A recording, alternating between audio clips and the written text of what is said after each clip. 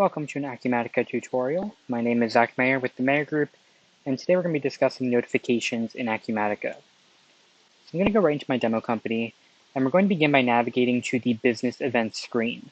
Now we can do that by using the universal search, and if I start typing in business events, we're going to see it pop up down here under system management in the system preferences section. So we're going to navigate to that page, and we're now going to see a list of the business events that are currently created in the account. So we see one that's active and one that's not. And if we wanted to create a new business event, we could always click on the Add New Record button up here at the top. We're going to be taking a look at this SO on hold event that's already been created in the system here. Now, what the goal of this event is we're trying to create an automatic email that will be generated whenever a sales order is put on hold. So we see the triggering conditions on this first tab. We see that there's a new field value for the SO order table where the status equals on hold. That's what's triggering the event to run. Now up here we have some information about the event itself, including the event ID. We see the type, so we have a couple different options here. We have trigger by record change or trigger by schedule. So in this event, it's going to be triggered anytime that record, or this sales order in this case, is triggered by switching to an on-hold status. We could also trigger by a schedule. And if we click on that, we're going to see a third tab appear, which is our schedule tab. And we can create a new schedule directly from this window. It's going to open up our automation schedules form.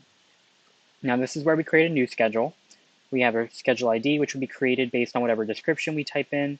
It automatically fills in the screen ID, which is the same screen ID from our business event. So in this case, it's a generic inquiry that's been created for the event called SO on hold. We have raised business event selected already, and here we have some details of the schedule. So we see the starting date. You can have an expiration date, or in this case, there's no expiration date because we checked off this box here. You can decide if there's an execution limit, and then we see how many times it's been executed, as well as when the last execution was and when the next execution should be. So because this is a brand new schedule, it automatically defaults to today and the current time. Now our next tab is going to be the schedule tab, where we have all the settings for the schedule itself. So first we have the schedule type, where you can decide if you want your schedule to run daily, weekly, monthly, or by a financial period. Our schedule details shows us what the next execution date is, so it defaults to today's date, and how often you want to run. So in this case, it defaults to a daily schedule, so we want to run every 1 day. Now if we switch this to weekly, for example, we see it runs every 1 week, and then you can check off the days of the week that you want your schedule to run. Down here we have our execution time settings.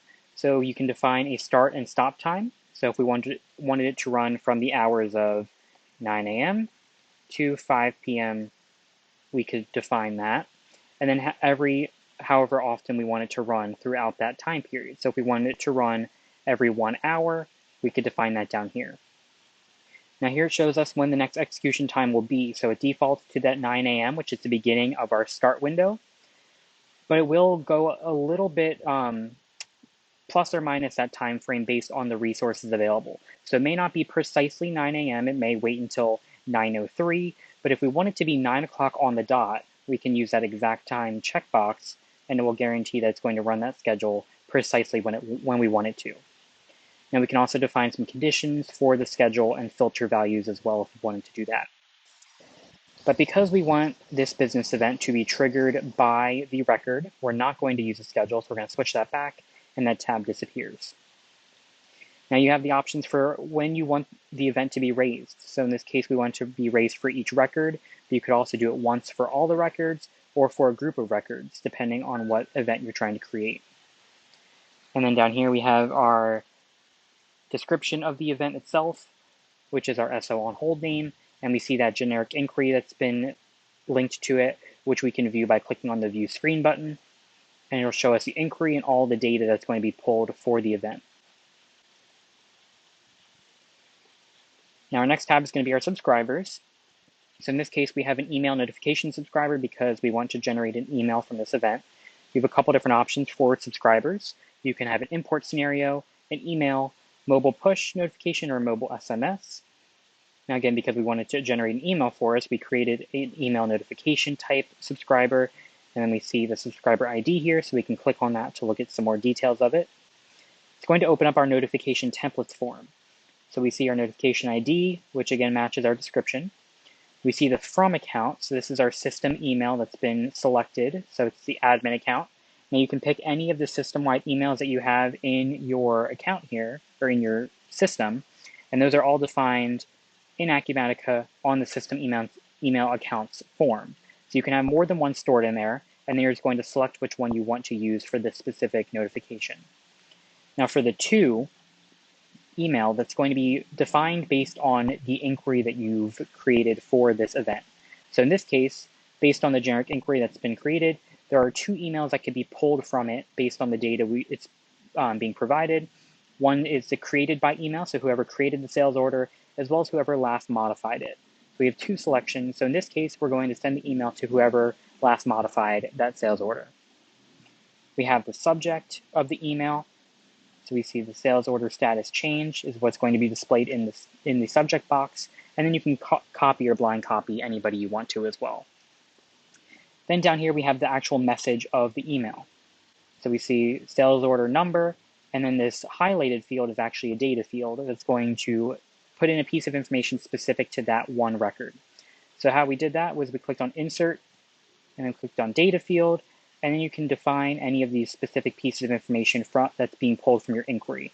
So if we wanted to provide the status of the order, of the sales order, we could do that. If we wanted to provide the order type, or in this case, we inputted the order number. So then when the email is sent, it's going to say sales order number with the number of that actual sales order plugged in. So everything looks good here. So we can exit out of this tab and go back to our business event. We see that it's checked off that it's active and everything looks good to go. So now we're going to test out this actual business event to make sure that it works properly. We're going to do that by creating a new sales order. And as long as we make sure that it has an on hold status, we will see that email generated for us. So we're just going to pick a random customer here and select any inventory item because we don't have any kind of quantity or price specifications for this specific event. Doesn't matter as long as we have this hold checkbox selected. So we're going to save that record. And it might take a moment or two for that email to pop up for us, but we're going to actually navigate to the emails pending processing form, which is located again under system management. And just like business events, we could always navigate to them through the system management module as well. So if you go here to system management, we see right under the health monitoring our emails pending processing form. So we could go right to there. And we see right here our email that was generated right now at 3:31 p.m. We see the subject is sales order status change from our administrator email to the administrator account, which is what I'm currently logged in as, so that's who the email is being sent to.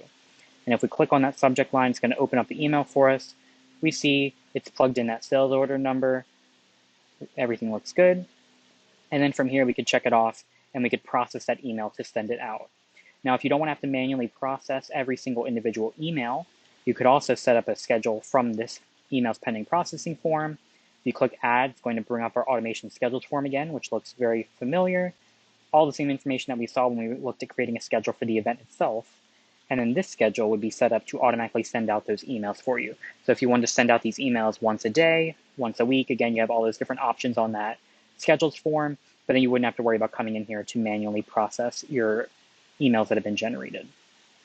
But that is a quick look at business events and notifications in Acumatica and how to create an automated email from a business event. If you have any questions with how to set this up through Acumatica, don't hesitate to reach out to the Mayor Group and we would be happy to answer any questions and walk you through it.